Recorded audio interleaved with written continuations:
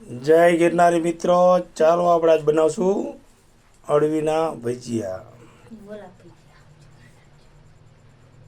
અળવીના ભજીયા આજ પણ અલગ રીતે બનાવશું આપણે અળવીના ભજીયા. ઓલા તો ઉપર ચણા લોટ આપણે ચોપડીને આજે અલગ રીતે બનાવશું. જો આવા કટિંગ કરી નાખ્યા છે. જો કટિંગ આ રીતે રઘુ કટિંગ કરી લેવાની.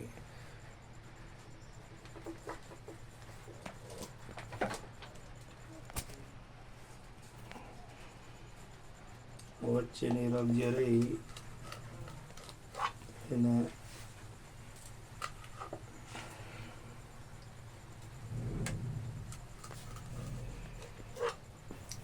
આ વચ્ચેની જે રગ હોય જાડી એને કાઢી નાખવાની. પછી એકના નાના નાના ટુકડા કરી નાખશું.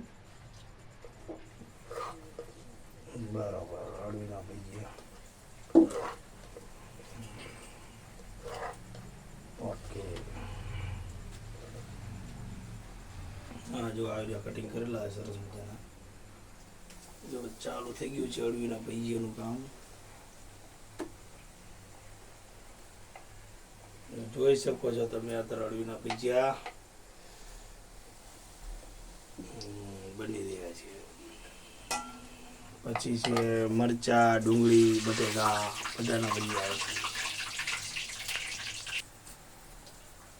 જો સરસ મજાના અળવીના ભજીયા તૈયાર થઈ રહ્યા છે. આ જો કમ્પ્લીટ થઈ ગયા છે અળવીના ભજીયા. તમે જોઈ શકો છો સમોસા આકારના.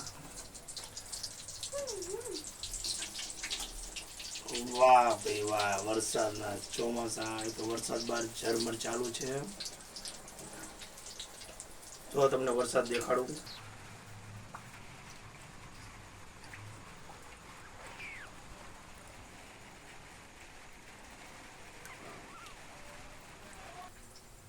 પછી આવશે મરચાના ને ડુંગળીના. પછી આવશે બટેકાના. વાહ ભાઈ વાહ. હવે જો ડુંગળીના ચાલુ ભજીયા થઈ રહ્યા છે.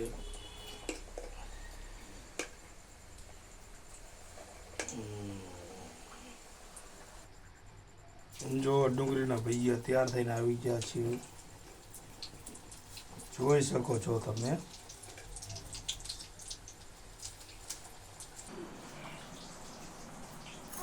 ચાલો ભજીયા આવી ગયા છે. હવે ચાલો હવે ભજીયા ટેસ્ટ કરી જોઈએ કેવા છે. આ છે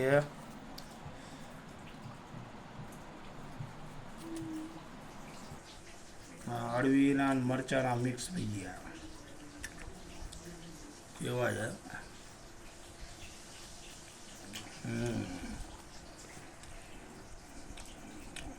આ છે ડુંગળી.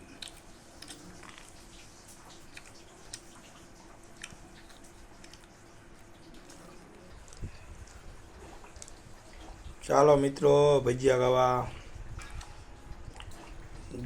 જય માતાજી, જય ગિરનારી.